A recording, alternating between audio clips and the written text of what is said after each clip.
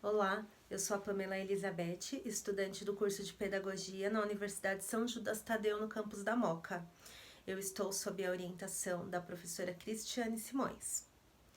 O tema deste vídeo é o socio-interacionismo na EJA, e eu vou começar abordando um pouco do que é o socio-interacionismo e como podemos trabalhá-lo na prática educativa de jovens e adultos. Bom, então o que seria o socio-interacionismo? Primeiramente, ele foi desenvolvido por Vygotsky. Meu objetivo nesse vídeo não é falar sobre a história de Vygotsky, e sim sobre a contribuição da prática educativa dele para a educação de jovens e adultos. E Vygotsky entendia que o desenvolvimento do sujeito ele está relacionado a três fatores: ao histórico, ao social e ao cultural. E isso está relacionado à interação com esses três pontos que formam o sujeito. Pensando na EJA, nós podemos ver que os nossos alunos, eles já chegam, eles vivem de uma interação social, cultural e com o mundo. O cultural está relacionado ao que ele está. Pode ser que o cultural de um não seja do outro, eles venham com informações de culturas totalmente distintas. E isso é muito importante para que ele saia de um desenvolvimento ou de um conhecimento atual, no caso, num conhecimento que já é existente, para um conhecimento potencial. Para que ele desenvolva o conhecimento potencial, é necessário que o educador, que no caso é o mediador, ele trabalhe de uma forma produtiva essa interação com esses três fatores para que ele passe, para que esse aluno ele passe para um conhecimento potencial, que é o que nós acreditamos que o aluno é capaz de atingir.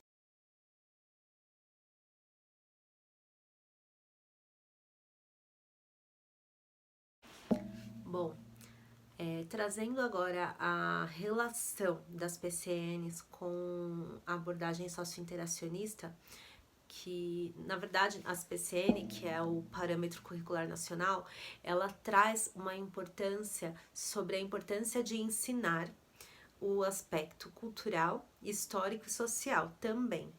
E de que forma é trabalhado isso no aluno, ou como nós sabemos que isso deve ser trabalhado? Porque o aluno no aprendizado ele tem que ser desenvolvido nos aspectos da imaginação, da criação, através do seu entendimento, poder se expressar de forma verbal, de forma artística, e isso tudo está abordado na PCN.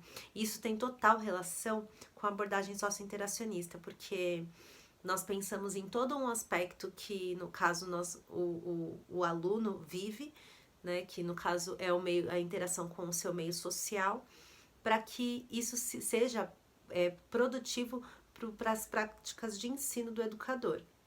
E sendo dessa forma trabalhado, pensando até mesmo numa questão artística, ou até mesmo se for trabalhar o componente curricular de artes, por exemplo, um aluno que sabe interpretar até mesmo uma obra de arte, por exemplo, ele vê uma figura, ele pode interpretar da forma que ele quiser.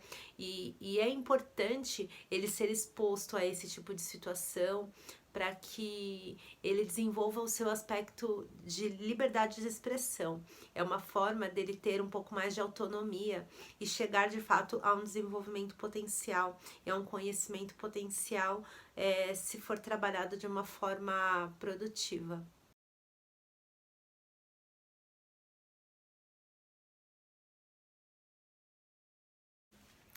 Pensando agora no componente curricular, linguagem artes. O que vem na sua mente? O que você acha que pode ser trabalhado na linguagem artística relacionada ao socio-interacionismo? Pois eu vou aqui abordar algumas questões. Quando nós pensamos em artes, podemos pensar em artes como já diz até mesmo nos PCNs, pode ser abordada a questão da dança, pode ser abordada a questão o teatro, e algumas possibilidades. A expressão artística, as artes plásticas, tem várias relações. E como trabalhar esses aspectos voltados para o socio-interacionismo? Pensando agora se fosse trabalhar a música, eu vou dar até algumas sugestões de como poderíamos trabalhar, pelo menos uma sugestão para cada vertente que abrange as artes. Quando nós pensamos em música, é óbvio que cada aluno, provavelmente, se nós perguntarmos numa sala de aula, quem é que gosta de música? Provavelmente todos vão levantar a mão. Agora, se for para separar quem gosta do quê, vai ter aquela turma que gosta de rock, vai ter a turma que gosta de sertanejo, vai ter a turma que gosta de MPB, vai ter a turma que gosta de samba, e assim cada um vai ter as suas preferências. Por que não trabalhar o fator histórico dos seus gostos musicais? Por exemplo, se de repente a gente falar sobre o samba, qual é a origem do samba? O porquê o samba tem uma linguagem festiva, alegre? O porquê? Se você coloca uma música, um samba na sua sala de aula, ou até mesmo um pagode, que às vezes é um pouco parecido, é legal trabalhar essas possibilidades e desenvolver nesses alunos até a oportunidade de pesquisar a história, de onde surgiu, o porquê surgiu. É uma forma desse aluno conhecer o fator histórico baseado no que ele entende, ou baseado até em algo que ele já conhece, como uma cultura que ele gosta, que faz parte do meio social e cultural dele, para que ele compreenda a história, de onde surgiu. Ele vai passar a ouvir a música de uma forma diferente. Sempre que ele escutar, ele não vai ter apenas um escutar pelo prazer, mas ele vai ter um escutar aquela música ou curtir aquela música, mas entendendo de onde ela surgiu, o porquê ela surgiu. E isso pode ser trabalhado em qualquer uma dessas vertentes, em qualquer uma desses ritmos musicais. Essa daí é uma das opções.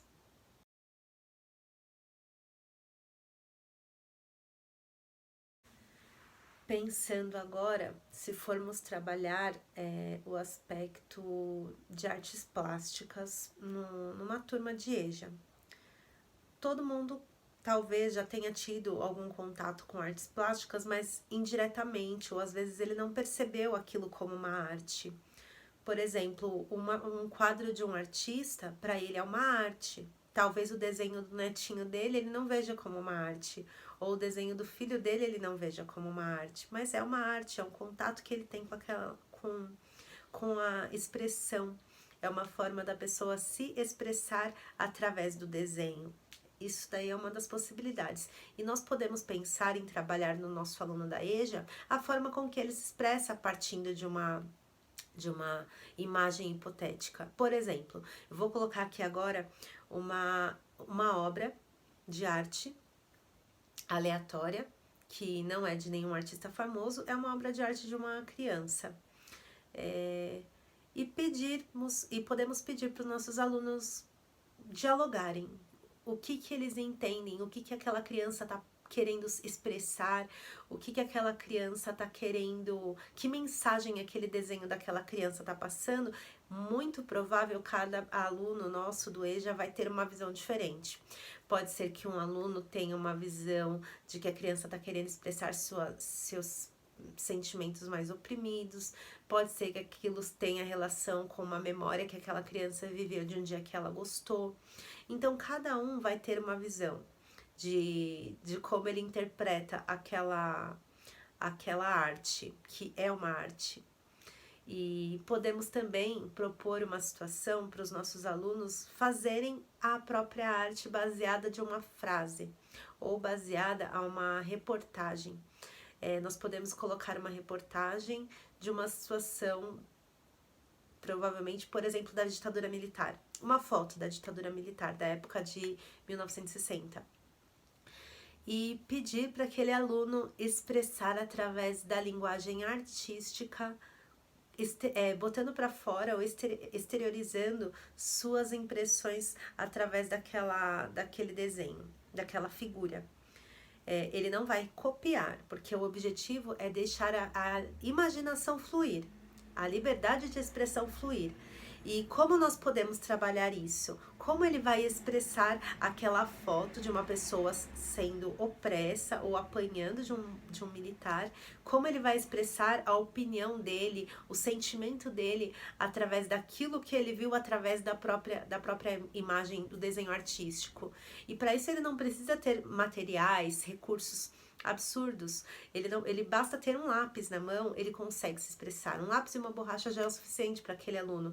Ele não precisa considerar o desenho dele inferior, porque é inferior a uma arte, somente porque ele não tem uma assinatura de um nome conhecido, ou porque foi feito apenas para é a forma com que ele se expressou. Aquilo é uma arte, ele tem que compreender como uma arte.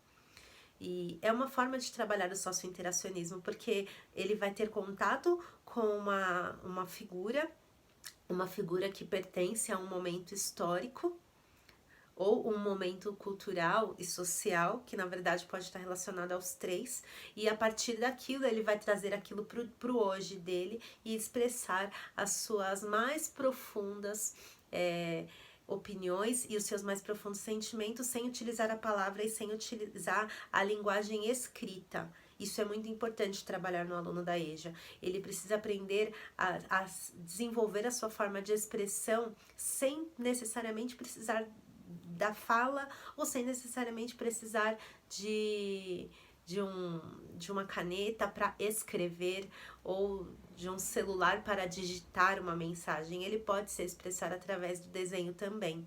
E isso é uma forma de trabalhar também a criatividade naquele aluno, porque às vezes ele descobre até um prazer naquilo, e isso pode se tornar até um dom que ele aprendeu através do professor que foi mediador e teve essa sensibilidade de trabalhar esses aspectos nele. E ele, a partir daí, pode mudar a vida dele. Um contato com a arte pode mudar a vida de uma pessoa. E é importante a gente não deixar isso de lado.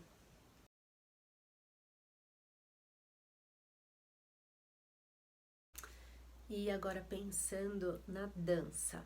Quando pensamos em dança, imediatamente é importante que venha em mente a expressão corporal, a mensagem que está sendo transmitida através dos movimentos.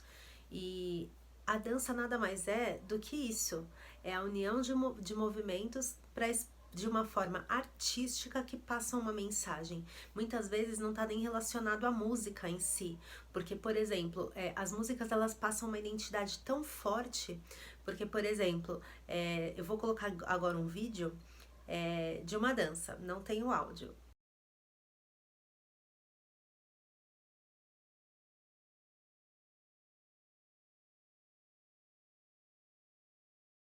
Eu tenho certeza que vai trazer a memória de que música que é.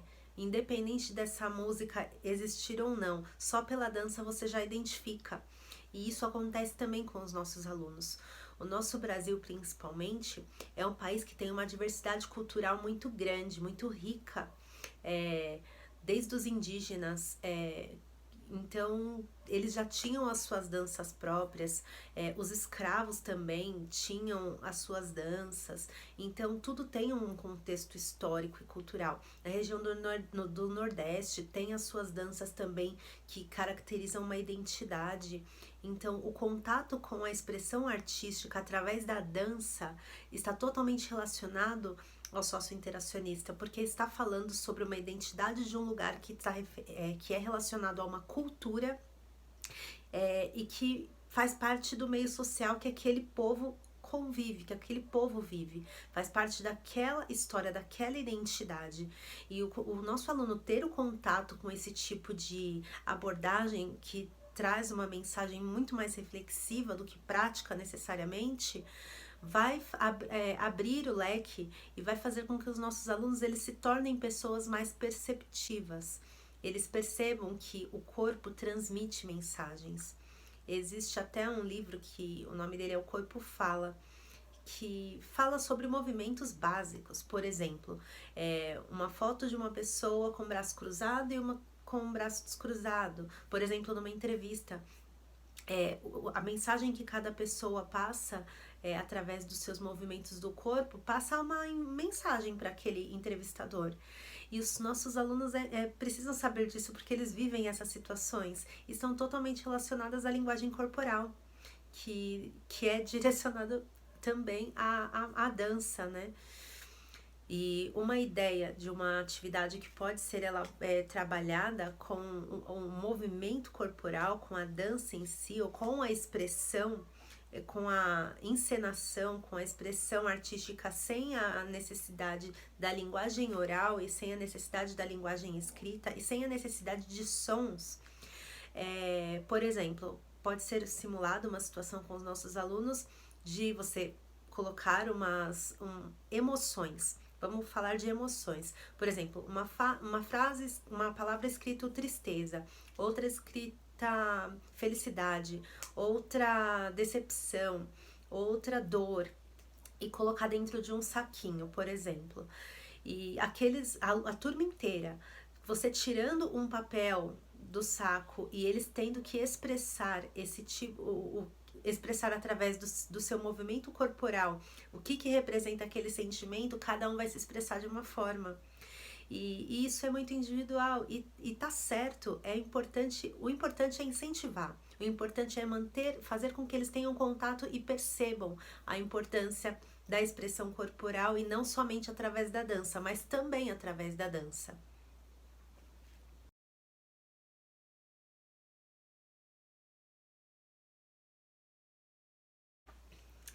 Bom, reflita bastante sobre o que você viu até agora e tenha para si a importância de você ser o professor, de você ser aquele personagem na vida daquele aluno que fez ele se descobrir, que fez ele enxergar o mundo de uma forma diferente, que fez ele expandir o seu intelecto, que fez ele que fez dele uma pessoa mais reflexiva, que fez dele uma pessoa mais observadora, uma pessoa crítica, que pensa. E a arte também é um meio, uma ferramenta riquíssima para você trabalhar esses aspectos no seu aluno.